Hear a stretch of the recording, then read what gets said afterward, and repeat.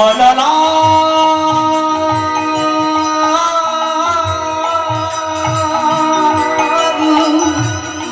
मनला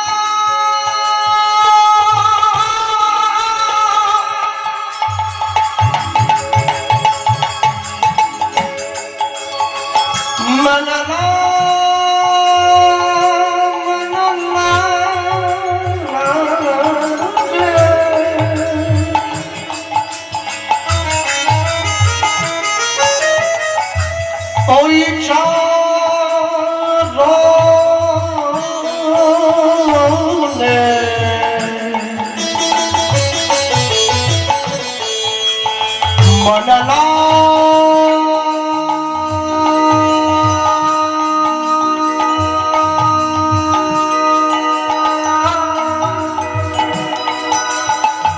मनला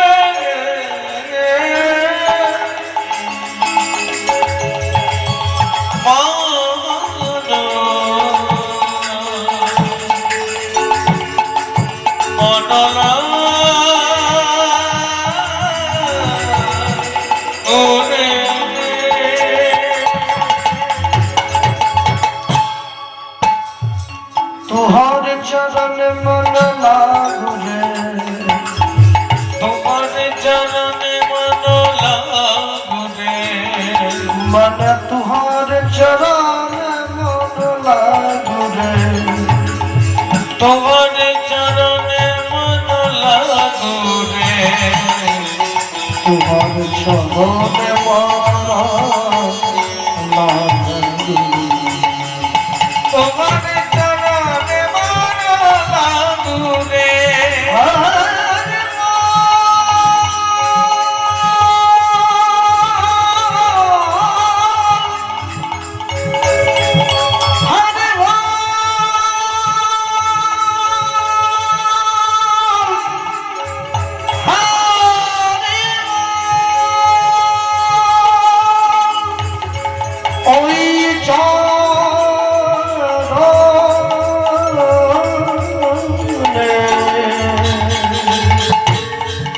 मनला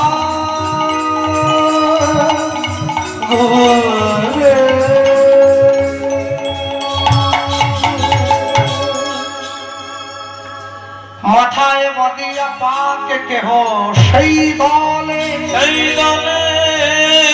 চলে আয় চলে আয়, এত মানুষের ভিড় কাকে ঠেকাবো? কাজী সাহেবের কথা বাদ দে, শৈল বল।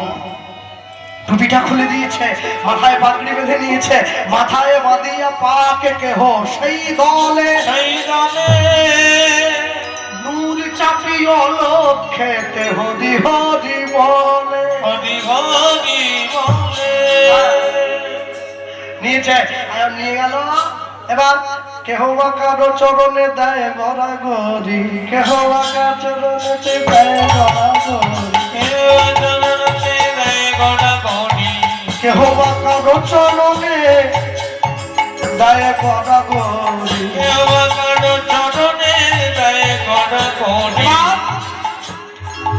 তো হরি বলে না, কি বলে?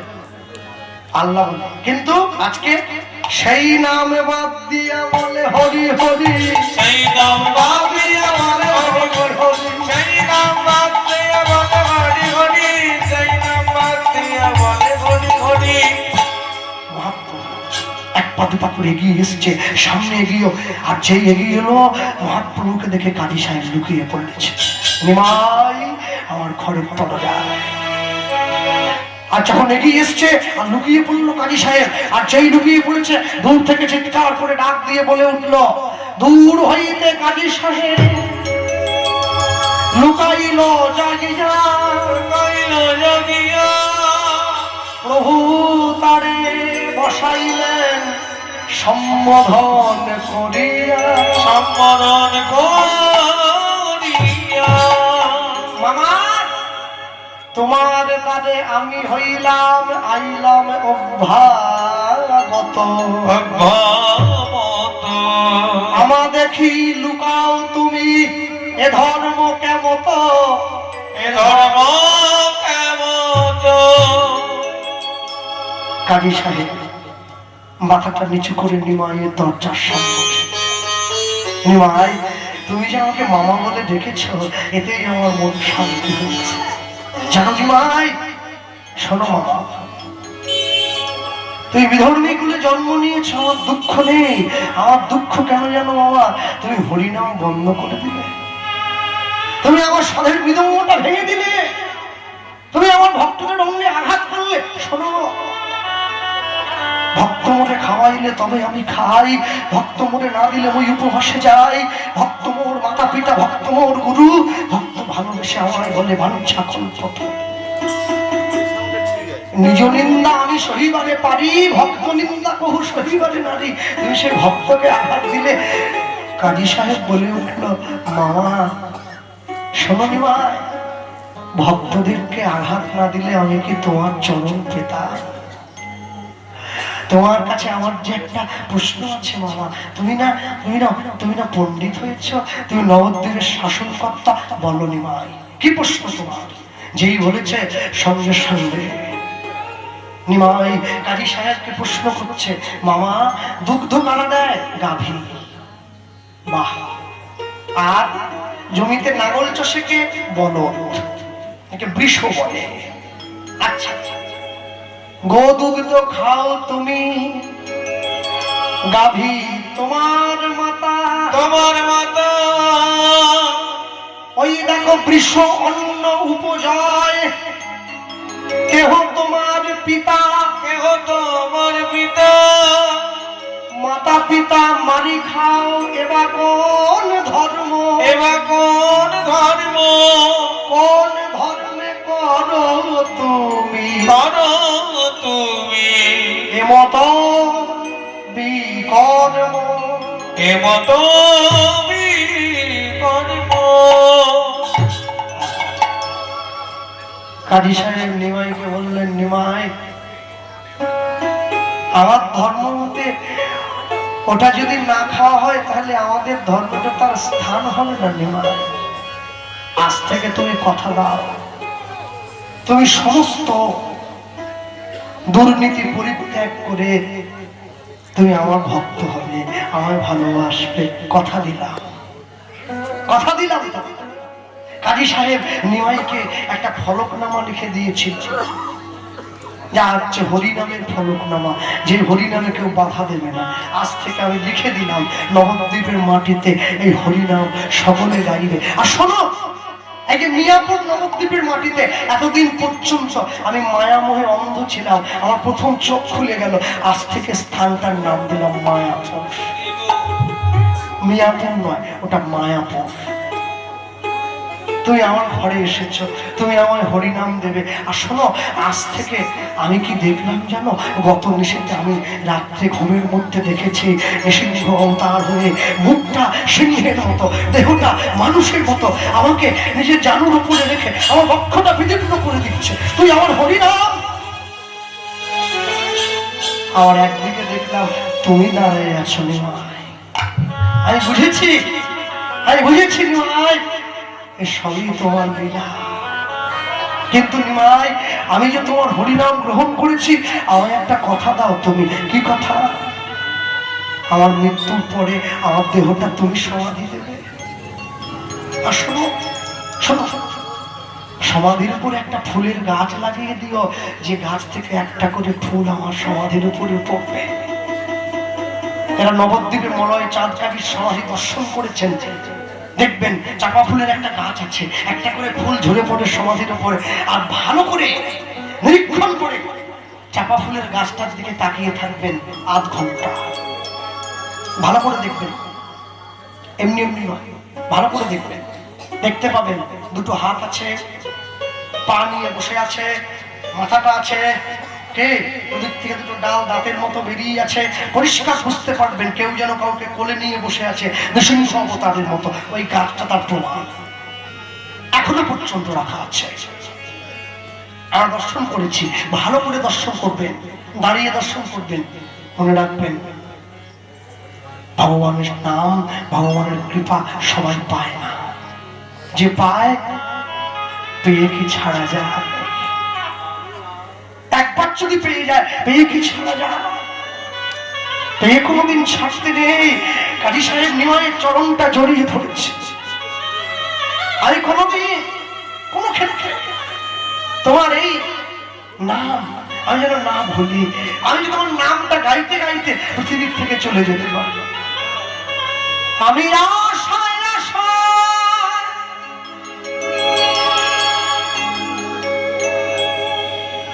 বসে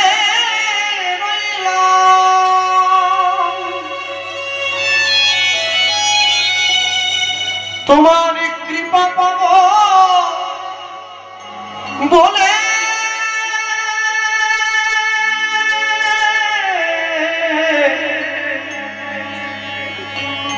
হরিদিন মন হবে।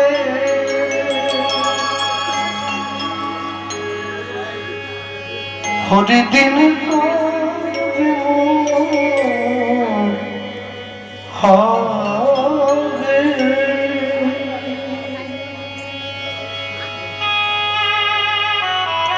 প্রত্যেক দিন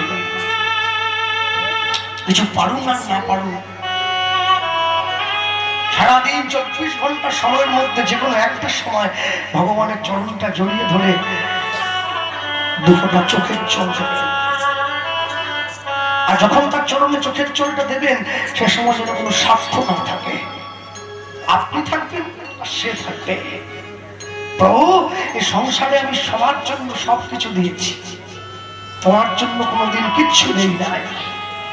তোমার চরণটা জড়িয়ে ধরে আমি দুফোঁটা চোখের জল দিলাম, যেটা আমার ভবিষ্যতের অঙ্গীকার। আমার শেষের দিনে এই চোখের জলটা যেন আমার পাথেয় হয়। আসা যাওয়া ভাবের মাঝে আমার তোমায় ডাকা হলো না,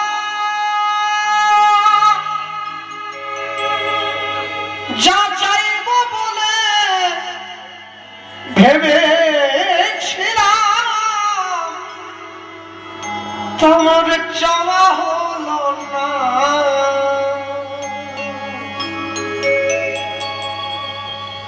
আসা যাওয়া ভবের মাঝে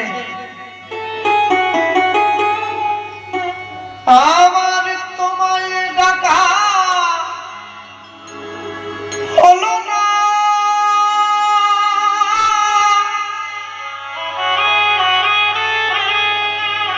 যা চাইব বলে ভেবেছিলাম, আমার চাওয়া হলো না।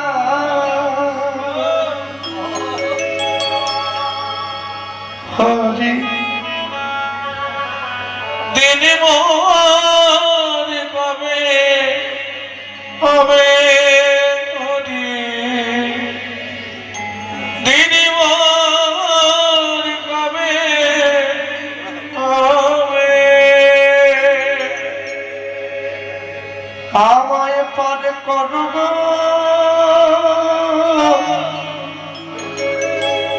পারবি দয়া আমায় পার করো গো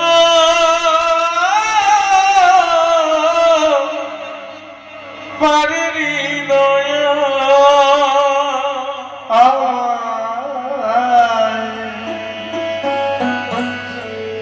পার করব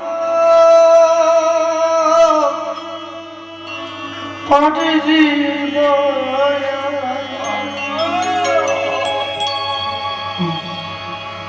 একটা কথা না বললেই নয়, স্বপ্নের অবগতির জন্য ইউটিউবের মাধ্যমে যারা জানে, দাদাকে আমি বলেছিলাম, সবাইকে তো আমি আমন্ত্রণ দিতে পারিনি বৃন্দাবনে আমাদের বিয়েটা হয়েছে বলে। তো আমার ঘরে আমার স্ত্রী হয়ে যে এসেছে, আমার থেকে ভগবানের প্রতি ভালোবাসাটা তার অনেক বেশি। কারণ যেদিন আমরা বুঝে বৈষ্ণব সেবা দিয়েছিলাম, আমাদেরকে বুঝে সাধুরা বলেছিল যে আজকে তোমাদের জীবনের বিশেষ আনন্দের রাত্রি, আজকে তোমাদের ফুলশয্যা, তো ফুলশয্যার পূর্বে আমরা তোমাদেরকে একটা কথা বলতে চাই। মানে বলুন, আজকে রাত্রিতে সূর্য ডোবার পরে তোমরা দুইজন রাধাকুণ্ডে গিয়ে ডুব দেবে, রাধাকুণ্ডে ডুববে, শ্যামকুণ্ডে ডুব দেবে। তো আমার স্ত্রীকে নিয়ে আমি রাধাকুণ্ডে গিয়েছিলাম ডুব দেওয়ার জন্য। নতুন বউ অত কিছু জানে না আমাদের ভক্তি ধর্মের ব্যাপারে, কিন্তু ওর মনে ভক্তির বীজটা পোতা আছে অনেক আগে থেকে। তা না হলে ভগবান আমার হাতটা ওর হাতে দেবে কেন? রাধাকুণ্ডের পাড়ে গিয়ে যখন আমি দাঁড়ালাম, তা আমি বললাম যে এখানে ডুব দিতে হয়। একটা প্রদীপ কিনে প্রদীপটাও জ্বালিয়েছে, আর যখন ডুব দিতে গিয়েছে, ওই রাধাকুণ্ডে দেখবেন অনেক বড় বড় কচ্ছপ আছে, যারা এসে কাছে কাছে ঘুরে বেড়ায়, একটু কিছু দিলে ওরা নিয়ে চলে যায়, খাওয়া দাওয়া যায়।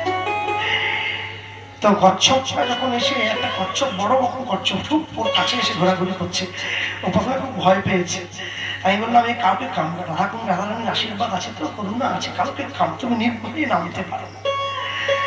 তো নামলো, তো যখন নেমেছে কচ্ছপটা একবারে সামনে এসে গেছে, ওই কচ্ছপটা পিছে হাত বুলিয়ে দিচ্ছে, বড় রকম কচ্ছপ।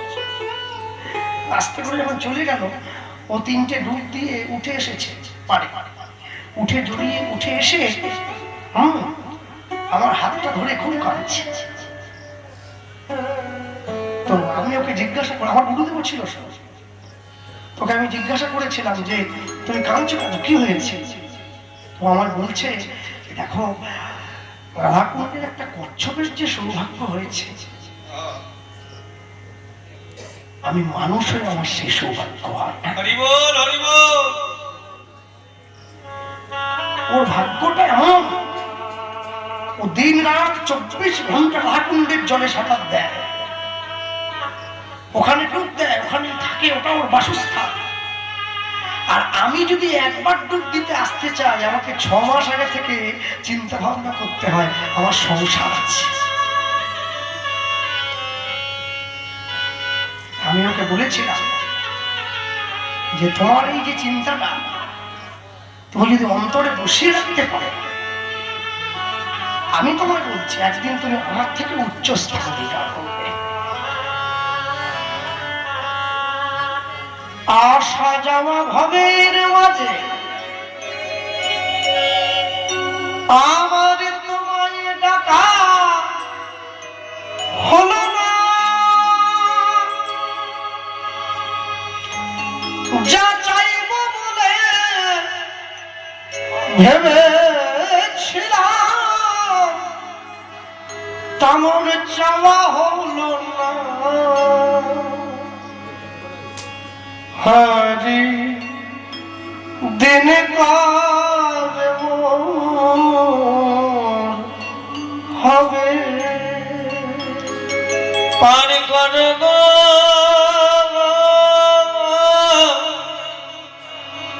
পারে হৃদয়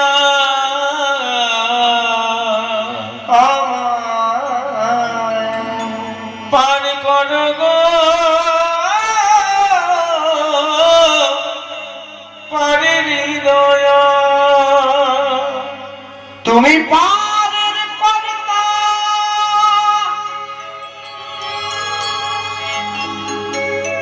তাই জেনে বার্তা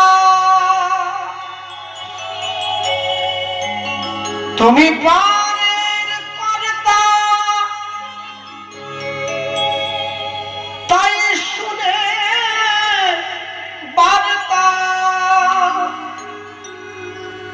আমি তোমার চরণ কাঙাল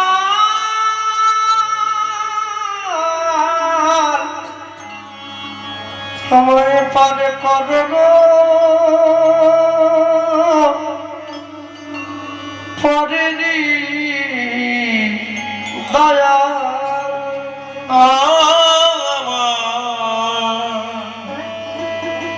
পার কর গো পারে হৃদয় কাজী সাহেব নিমায়ের মুখে হরিনাম নিয়েছে, একটু একটু করে বৃদ্ধ হয়েছে। আর ওই যে বয়স হয়ে গেল, যৌবন কাল গেল হাসিতে খেলিতে, বাল্যকাল গেল হাসিতে খেলিতে, যৌবন কাল গেল রসে, আর বৃদ্ধ কাল গেল ভাবিতে ভাবিতে, এখন জমের তর আসে। আমি সবসময় বসে আছি, মনে ভয়, এই বুঝি মৃত্যু এসে আমার নিয়ে গেল, এই বুঝি মৃত্যু এসে আমার নিয়ে গেল, এই বুঝি মৃত্যু এসে। কেন? তোমার চরণ সম্বল করি নাই, তাই মৃত্যু ভয়ে জীবন টলমল টলমল করছে। কোনদিন সাধু গুরু বৈষ্ণবের চরণে মাথাটা নোয়াই নাই, কোনদিন ভগবানের নাম বলতে গিয়ে শুনতে গিয়ে দুটোটা নয়ন জল আমি তোমার চরণে দেই নাই। তাই তো আজকে আমার জীবনের সব থেকেও আমার কেউ নাই, কিচ্ছু। একটু একটু করে বয়স হয়ে গেল, কাজী সাহেব শেষ দিনে উপনীত হয়েছে। মহাপ্রভু সামনে এসে দাঁড়িয়েছে। শোনো মামা, মুসলমান বাড়ির কেউ মারা গেলে তাকে কবর দেওয়া হয়, সমাধি নয়। সমাধি দেওয়া হয় বসিয়ে, কবর দেওয়া হয় শুইয়ে। কিন্তু তুমি তো হরিনাম গ্রহণ করেছো মামা, তোমার কবর হবে না, তোমার সমাধি হবে। তোমায় বসিয়ে দাদুর সঙ্গে তিলক দিয়ে, জপের মালা গলায় দিয়ে, হ্যাঁ আমি তোমার সমাধি দেব। কাছে বসিয়ে ওই বসিয়ে দিয়েছে কাজী সাহেবকে। আর যখন বসিয়ে দিল, কাজী সাহেব নিমাইয়ের দিকে তাকিয়ে আছে। নিমাই অগণিত নবদ্বীপের মানুষ ছুটে এসেছে সকলে, আর যখন ছুটে এসেছে সবাই মিলে তাকিয়ে তাকিয়ে কাজী সাহেব দেখছে। আহা, আর দেখো দেখো মিলন হয়ে গেছে। কাজী সাহেব নিমাইকে বুকে জড়িয়ে ধরেছে। এসো নিমাই, আমার এই তপ্ত দেহটা তুমি শীতল করে দাও। আর মনে মনে বলে, আমি গৌর বদন করি ধারণ,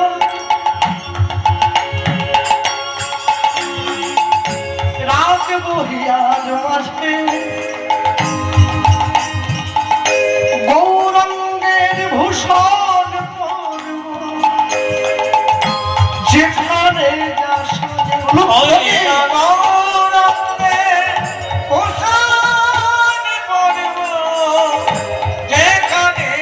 সাজে গৌর বদন গোরচনা,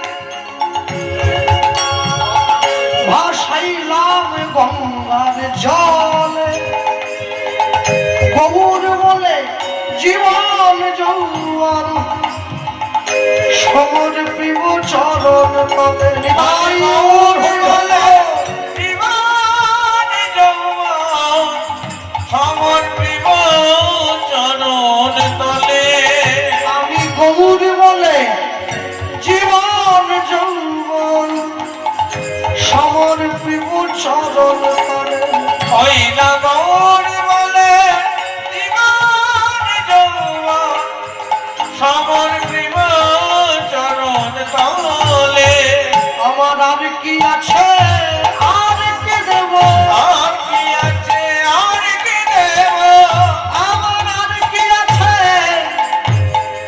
আর কি দেব আমার আর কি আছে আর কি দেব তুমি যা দিয়েছ তাই তো দিলাম আর কি আছে আর কি দেব আমি নিলাম নিলাম শরণ নিলাম আমার আর কি আছে আর হরি কি হরি দেব? বল। তোমার শরণ নিলাম আর কি আছে আর কি দেব তাই আমার হরি হরি বল।